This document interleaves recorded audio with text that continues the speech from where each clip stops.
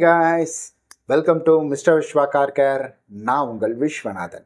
நம்ம இன்னைக்கு பார்க்க போகிறது என்னன்னு கேட்டிங்கன்னா, ரொம்ப ரொம்ப முக்கியமானதுங்க. நீங்கள் தம்ப்நெயிலெல்லாம் பார்த்துட்டு தான் வந்திருப்பீங்க. அங்கே என்ன காமிச்சிருக்கணும் அதை தான் நம்ம இங்கேயும் பார்க்க போகிறோம்.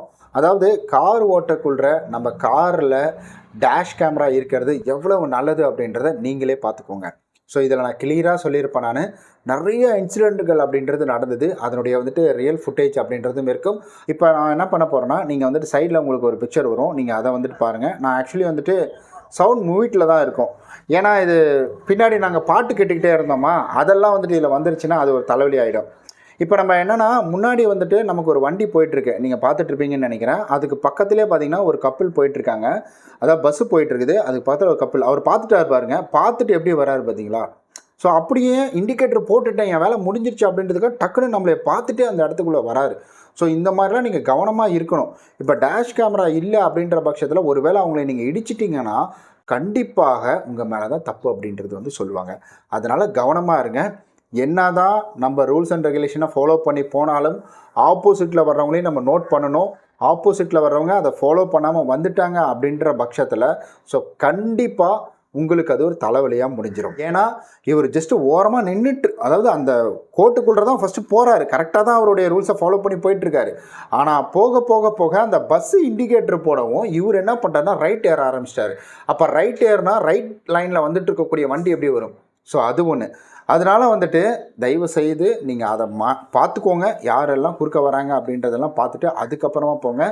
அண்டு நான் கரெக்டாக போகிறேன், நான் கரெக்டாக போகிறேன், என் ரூட்டில் நான் வேகமாக போகிறேன், நீ ஏன்டா குறுக்க வர அப்படின்ற மாதிரி யோசிக்காதீங்க. குறுக்க வந்தாலும் நமக்கு தான் தலைவலி. சரி, இப்போ அடுத்த கிளிப் அப்படின்றது நம்ம பார்க்கலாம். நான் இதை ஜஸ்ட்டு ஓட்டி தான் நான் உங்களுக்கு காமிக்கிறேன். நான் இது ரொம்ப இம்பார்ட்டன்ட். ஏன்னா இந்த மாதிரி டேஷ் கேமரா இருக்கிறது நமக்கு ரொம்ப ரொம்ப இம்பார்ட்டன்ட்ங்க. நான் ஃபர்ஸ்ட் ஆஃப் ஆல் இதை பெருசாகவே நான் இந்த டேஷ் கேமராவில் எடுக்கலை. ஆனால் இந்த இன்சிடெண்ட்லாம் பார்க்க எனக்கு தோணுது. இப்போ நம்ம என்ன இன்சிடெண்ட் பார்க்க போகிறோம் அப்படின்னு கேட்டிங்கன்னா, நான் வந்தவாசி, அதாவது வந்தவாசி ரூட் இருக்குது இல்லைங்களா, அங்கே தான் நான் போகிறேன். நான் நல்லா ஃபுல்லாக பைபாஸ் தான். அது ஃபுல்லாக பைபாஸு. ரோட்டில் வண்டி நிறையா, பெரிய ரோடு, சின்ன ரோடு கூட கிடையாது. திடீர்னு அந்த இடத்துல ஒரு வேகத்தடை. எனக்கு பயங்கர ஷாக் ஆகிடுச்சு. நல்ல வேலை. நான் எப்போவுமே சொல்லுவேன், 80 கிலோமீட்டர் வேகம் அப்படின்றதான் நம்ம ஊருக்கு பொருத்தமானது அப்படின்றது. ஸோ அதனால் எப்போவுமே நம்ம 80 கிலோமீட்டரை மெயின்டைன் பண்ணாலே நமக்கு இது போன்ற விபத்துகள்லேருந்து நம்மளால் தப்பிச்சிக்க முடியும். இதுவே நான் 100 120லலாம் வந்திருந்தேன்னா வச்சுக்கோங்களேன், கண்டிப்பாக பிரேக் அடித்தேன்னா கண்டிப்பாக இழுத்து விட்டுரும். ஏன்னா ரோடு இருக்குது, அந்த ரோட்டில் எங்கேயாவது வேகத்தடை வரும் அப்படின்றதுக்கான சிம்டம்ஸே இங்கே கிடையாது. அங்கே ரோட்டில் வேகத்தடை இருக்கிறதுக்கான சிம்டம்ஸ் கிடையாது. சைடில் போர்டு வச்சுருக்கிறாங்க, சின்னதாக ஒரு போர்டு இருக்குது. நான் என்ன சொல்கிறேன்னா, இப்போ ஒரு ஊர் வருது, அந்த ஊர் வர்றதுனால அந்த இடத்துல கண்டிப்பாக நம்ம கவனமாக போகணும். ரோட்டில் வேகத்தடை அப்படின்றது இருக்கும் அப்படின்றது. பட் இந்த இடத்துல ஊரும் கிடையாது. டக்குன்னு பார்த்தா ஒரு வேகத்தடை, ஆனால் போர்டு போட்டிருக்காங்க. அது எதுக்கு அப்படின்றது தெரியல. ஊரை தாண்டி தான் அந்த வேகத்தடை அப்படின்றது வருது. பட் அது எதுக்குன்னு தெரியல. அதனால் ரோட்டில் நம்ம பைபாஸில் தான் போகிறோம். இதோட மாரல் ஆஃப் த ஸ்டோரி என்னன்னா, பைபாஸில் தானே நம்ம போகிறோம், நம்ம இஷ்டத்துக்கு அடித்து நவுத்துவோம் அப்படின்ற மாதிரி இருக்கக்கூடாது. இந்த இடத்துல நம்ம என்ன தான் பைபாஸில் போனாலும் ரோட்லேயும் பள்ளம் வருதா, மேடு வருதா, லெஃப்ட் ரைட் யாராவது வராங்களா அப்படின்றதுல நம்மளுடைய பார்வை இருக்கணும். அப்படி இல்லைனா இது மாதிரி வேகத்தடையில் விட்டு வண்டி ஜம்ப் ஆகும். உள்ளே இருக்கவங்களுக்கு ரொம்ப இரிட்டேட் அப்படின்றது கொடுக்கும். அதுவும் நம்ம சரியான வேகத்தில் 80 கிலோமீட்டருக்குள்ளே போகிறோம்னா ஓகே. பட் 80 தாண்டி 100 120 இந்த மாதிரிலாம் போகிறோம்னா வண்டி ஆகிறதுக்கு கூட வாய்ப்புகள் இருக்குது. நம்ம பார்க்கக்கூடிய கிளிப் அப்படின்றது பார்த்திங்கன்னா, ஒரு பஸ்ஸெல்லாம் கிராஸ் ஆகி போகுது. ஆக்சுவலி நான் ஒரு கார், எனக்கு முன்னாடி ஒரு கார் போயிட்டுருக்கு. அந்த காரை நான் சைடு போடணும்னு நினைக்கிறேன். நான் அந்த காரை சைடு போடணும். இப்போ நான் என்ன பண்ணுறேன்னா, சைடு போடுறதுக்கான சிக்னல் கேட்குறேன், அவங்கள்ட்ட ஹார்ன் அடிக்கிறேன். அதனால் கார் என்ன பண்ணுதுன்னா லைட்டாக இது பண்ணுறாங்க. ஆனால் அப்பயும் அவங்க என்ன பண்ணுறாங்கன்னா, அந்த ஒரு ஸ்ட்ரைட் அந்த பட்டையை தான் அவங்க கவர் பண்ணுறாங்க. நான் உங்கள் லெஃப்ட்டு எனக்கு வழி விடாத மாதிரி அவங்களுக்கு தெரில. அதுக்கப்புறம் நான் என்ன பண்ணுறேன்னா, அதை கிராஸ் பண்ணிட்டு போகிறேன். அதை கிராஸ் பண்ணிட்டு போகக்குள்ளே எனக்கு பார்த்திங்கன்னா ஆப்போசிட்டில் ஒரு கார் ஒன்று வருது, ரெட் கலர் கார். அவங்க ஓரம் போயிட்டாங்க. அண்ட் அடுத்தது எனக்கு முன்னாடி ஒரு கேப் அப்படின்றது ஒன்று வருது. அதாவது எல்லோ போர்டு வண்டி வருது. அந்த எல்லோ போர்டு வண்டி நான் சைடு போட்டேன்.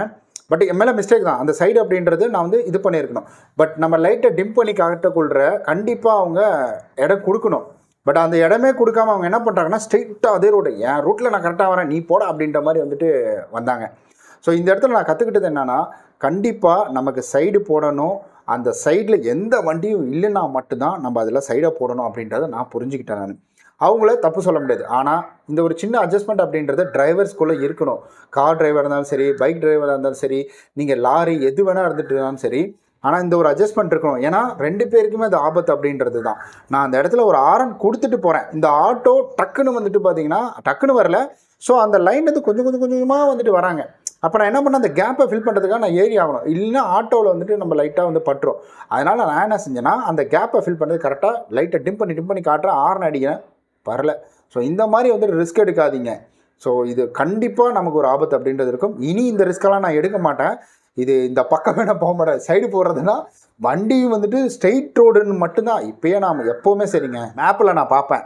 மேப்பில் பார்த்துட்டு அந்த ரூட் எப்படி இருக்குது, அது வந்துட்டு ஒரு ஸ்ட்ரெயிட் ரூட்டா அப்படின்றதெல்லாம் பார்ப்பேன். இல்லை எங்கேயாவது டேர்னிங் வளையிறது வந்ததுன்னா போட மாட்டேன். ஏன்னா அது எனக்கு ஃப்ரீயாக இருந்துன்னு தெரிஞ்சாலும் நான் சைடு வந்து போடவே மாட்டேன். உங்களுக்கு அந்த டேர்னிங்கில் மட்டும் அதில் நான் எப்போவுமே கான்ஷியஸாக இருப்பேன். ஏன்னா ஒருவேளை இந்த வண்டி பார்க்காம வரலாம், ஏறி வரலாம், இந்த மாதிரிலாம் நிறையா இருக்குது. அதனால் தயவு செய்து நீங்கள் ரோடு ஃப்ரீயாக இருக்குன்றதுக்காகவும் ஏறாதீங்க. உங்களுக்கு கான்ஃபிடென்ட் யாரும் இல்லை, அங்கே ஒன்றுமே கிடையாது அப்படின்றத வெரிஃபை பண்ணால் தான் நீங்கள் வந்துட்டு ஏறணும். அடுத்தது நம்ம இன்னொரு கிளிப் அப்படின்றத பார்த்துட்ருக்கோம். இப்போ நீங்கள் பார்த்துட்ருப்பீங்க, முன்னாடி வந்துட்டு ஒரு டெம்போ போகுது. இது வந்துட்டு என்னென்னா சிங்கிள் ரோடு தான். இது வந்து டபுள் ரோடு அப்படின்றது கிடையாது. இப்போ வந்தது ஃபுல்லாகவே சிங்கிள் ரோடு தான் நமக்கு இந்த பஞ்சாயத்து அப்படின்றது நடக்கும். ஒரு லாரி போயிட்டுருக்கு, நான் ஹார்ன் அடிச்சு வந்துட்டு கேட்குறேன்.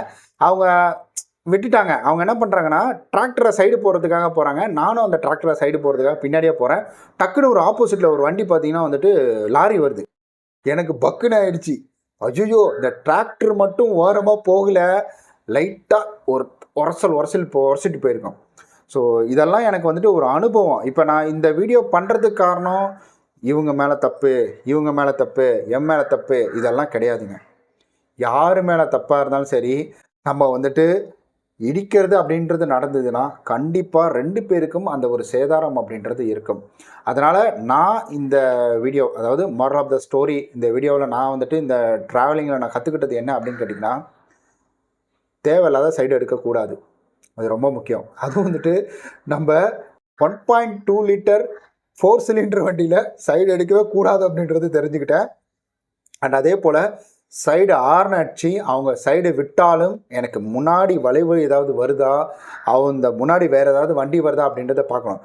ஏன்னா நீங்களும் ஒரு வேகத்தில் இப்படி போயிட்டுருக்கீங்க, ஆப்போசிட்டில் ஒரு வண்டி தூரமாக வந்தாலும் அதுவும் ஒரு வேகத்தில் தான் வருது. அது நின்றுக்கிட்டு இருந்ததுன்னா நீங்கள் சைடு போகிறது பெட்ரு.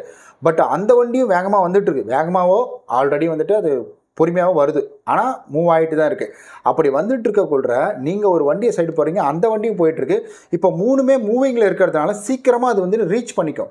அதனால் தயவு செஞ்சு வந்துட்டு என்ன தான் உங்களுக்கு கான்ஃபிடென்ட் இருந்தாலும் ஆப்போசிட்டில் வண்டி வந்ததுன்னா சைடு போடாதீங்க.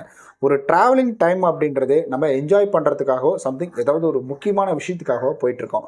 இதனால் சின்னதாக ஒரு விபத்து ஏற்பட்டாலும், சின்ன ஒரு ஆக்சிடெண்ட் ஏற்பட்டாலும் நமக்கு தான் அந்த டைம் வேஸ்ட்டு, நம்மளுடைய பொருள் வேஸ்ட்டு. இது போன்ற சந்தோஷமாக அந்த போகக்கூடிய ஜேர்னி அப்படின்றது நல்லா இருக்குமா? இப்போ லைட்டாக உரசிடுது, நம்ம எப்படி சந்தோஷமாக போவோமா? யோசிச்சுக்கிட்டே வரும், ஐயோ எங்கே போகணும் அப்படின்னு சொல்லிட்டு. அதனால் இந்த நைட் டைமில் கூட அந்த ஹை பீமை போட்டு ஒரு சிலரை இரிட்டேட் பண்ணுறது அதெல்லாம் பண்ணாதீங்க.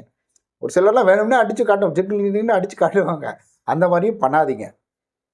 So moral of the story, உங்களுக்கு உங்களுடைய டிரைவிங் சேஃபாக இருக்கணும் அப்படின்னு நினச்சிங்கன்னா, ஸோ யார் இரிட்டேட் பண்ணாலும் சரி, நீங்கள் கரெக்டாக போங்க. ஆப்போசிட்டில் வர்றவங்க ஒருவேளை கரெக்டாக வரலைனாலும் வழி விட்டுருங்க. அண்ட் அதே போல் நான் கரெக்டாக தான் போகிறேன், அப்படி தான்டா போவேன் அப்படின்ற மாதிரிலாம் போகாதீங்க. ஸோ இது என்னுடைய ஒப்பீனியன் தான். ஸோ நான் கற்றுக்கிட்ட விஷயத்தை தான் ஜஸ்ட் உங்கள்கிட்ட பகிர்ந்துக்கிட்டேன். இது எந்த அளவுக்கு உங்களுக்கு பொருத்தமாக இருக்கும் அப்படின்றது தெரியல. பட் ட்ராவலிங் டைமில் சண்டை போடுறதோ, இல்லை இரிட்டேட் பண்ணுறதோ, இல்லை வேறு ஏதாவது வந்து வெஞ்சன்ஸ் பண்ணுறது, இந்த மாதிரி எதுவுமே இல்லைன்னா அந்த ஒரு ட்ராவலிங் டைம் அப்படின்றது ரொம்ப ஹாப்பியாக சந்தோஷமாக இருக்கும். கண்டிப்பாக இந்த பதிவில் இதை நான் சொல்லி முடிச்சுக்கிறேன்.